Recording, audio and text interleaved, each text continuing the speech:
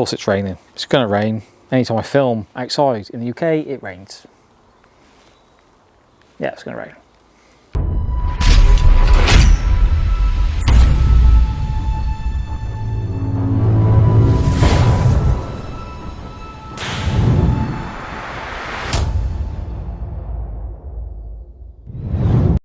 Right guys, welcome back to the channel. Today we're going to have a little look at another swing fix idea. Another student has sent me his swings. Now this is going to, this is going to be a big one because this guy can swing it.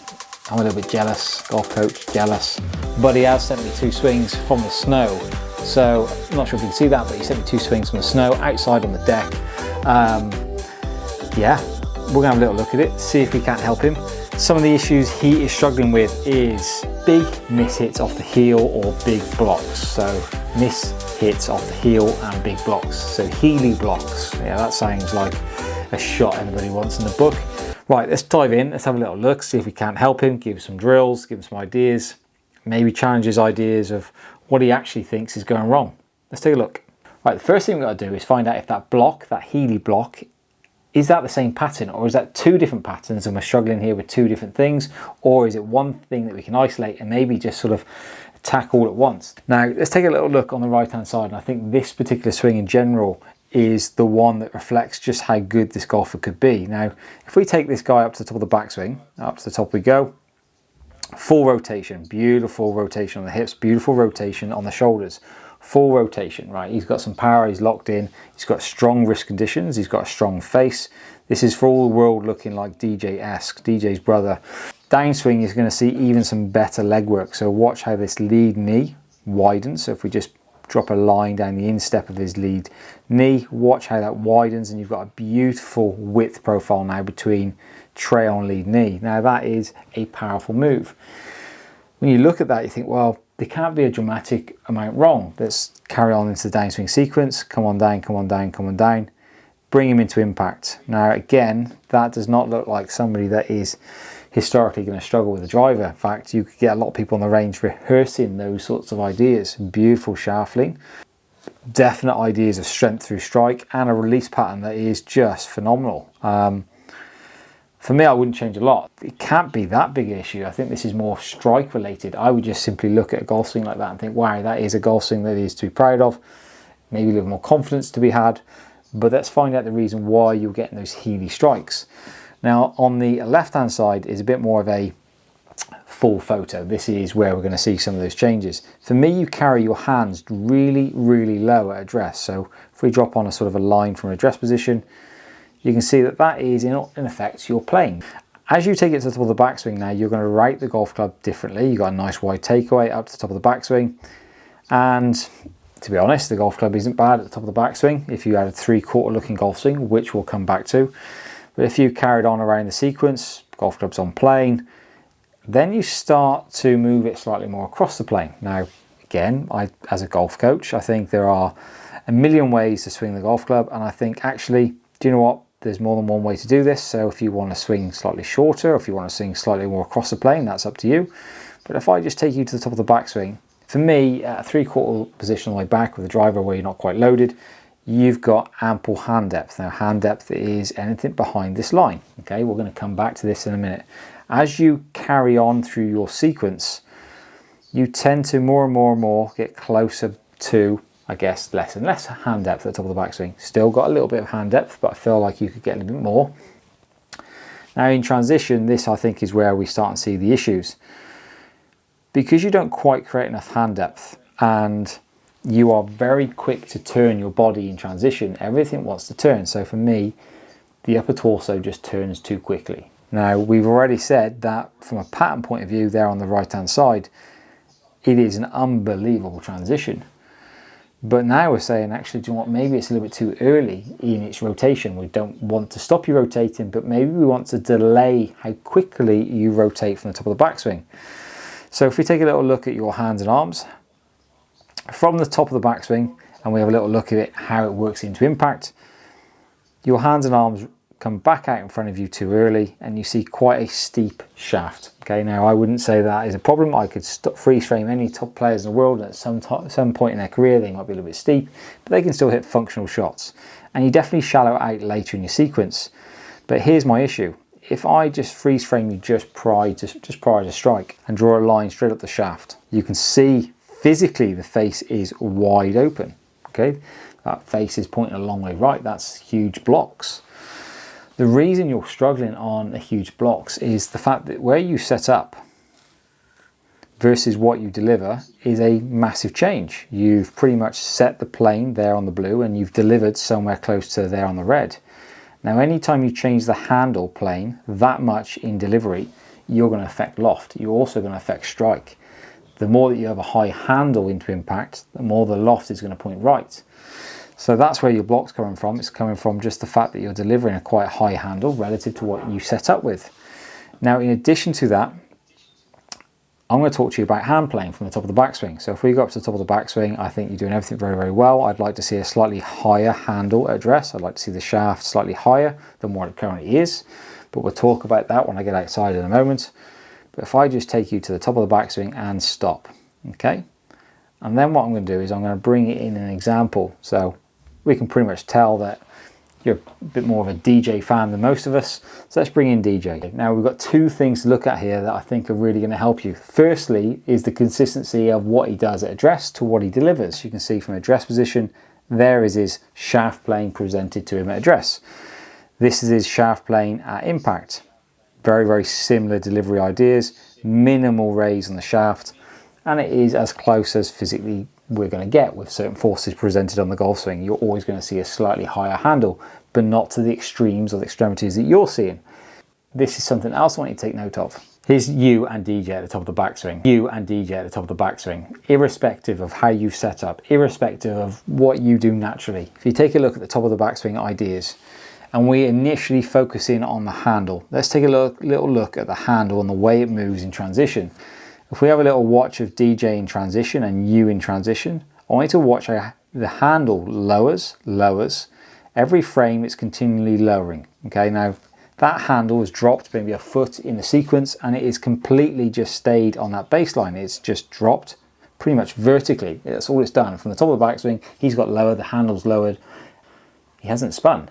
If you have a little look at your handle and you take a look at the route of the handle from the top of the backswing, watch your downswing sequence. The very first thing you do is start and pull away everything that starts to spin. Now that is the same travel time from, I guess, DJ and yourself, but you've definitely seen more spin. Therefore your handle has worked from the top corner, now much more out in front of you. The golf swing's over. You've started your downswing and you've started by spinning. The golf club's started to work away from you and it's definitely not retaining depth. So any work we do is got to be surrounding these ideas of retaining depth of the handle, trying to get the handle to work much more, I guess, behind you for a longer period of time. There are many ways that you could do that. You could even change your ideas of the top of the backswing so that you're able to obtain slightly more depth.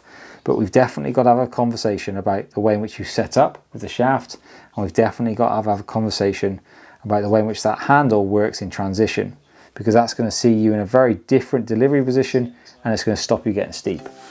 Right, let's get outside, let's have a little look. Hopefully it's not going to rain. Right, so the very first thing you've got to understand is this is individual to you and you've got so many different matchups and opportunities here that you don't have to follow any particular blueprint. So I can't stand here and say, if you get it in this position at the top of the backswing, you'll see this position in transition.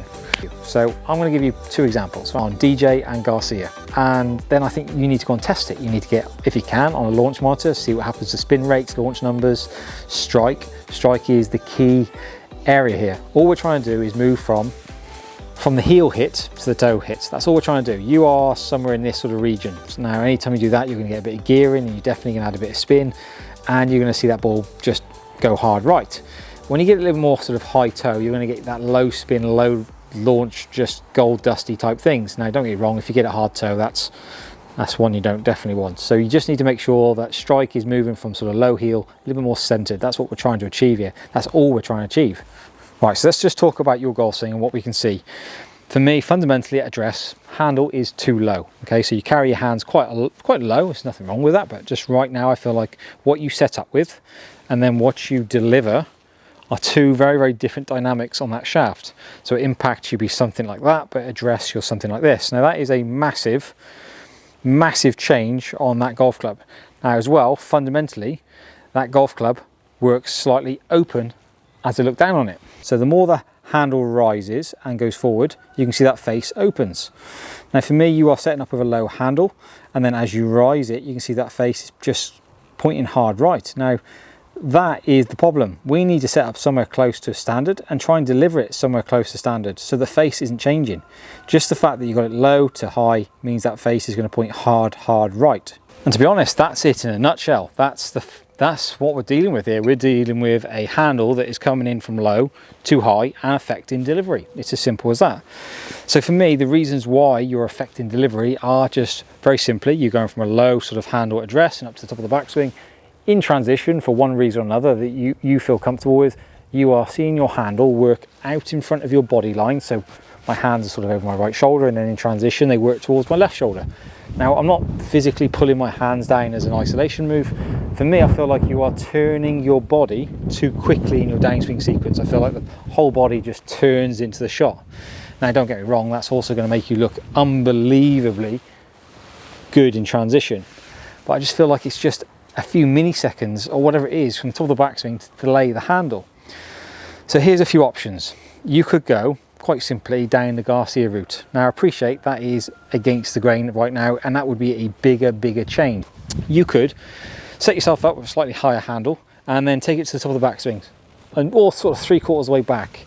You definitely got it in this position, sort of a 3/4 of the way back position anyway. So you could just simply feel like your golf swing's a bit shorter, a little more compact, and you wouldn't really have to change too much. The one thing you would have to test is, does it affect clubhead speed? Does it affect strike? Do you lose ball speed, efficiency? Where are you launching it on the face? When you change your backswing, you'll probably change ideas of delivery. So that's got to be tested before you run it as a complete change.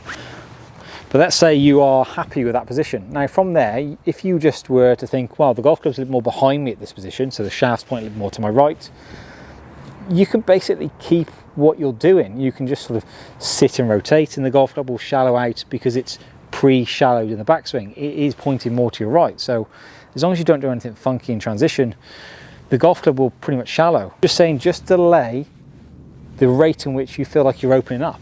I don't want you to change downswing, I just want to change the rate or the sequence in which you open up. Now, if that doesn't fall in line with your ideas, then I would say keep what you currently got, that's fine.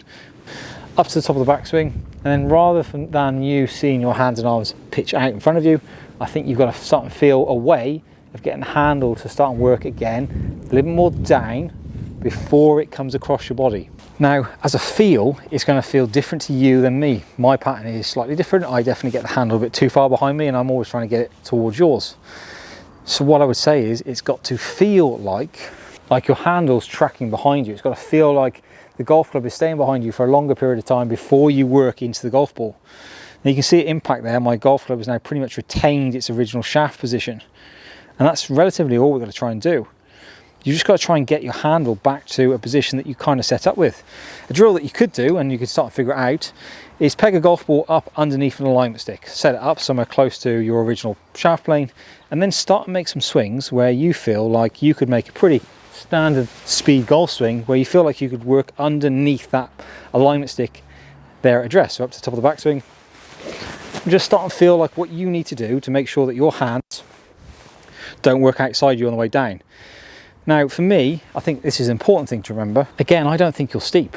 I don't think there's anything wrong with the way in which you move the shaft, shallow the shaft, or deliver the shaft. I just think fundamentally you turn your shoulders too quickly and you need to delay your hands and arms.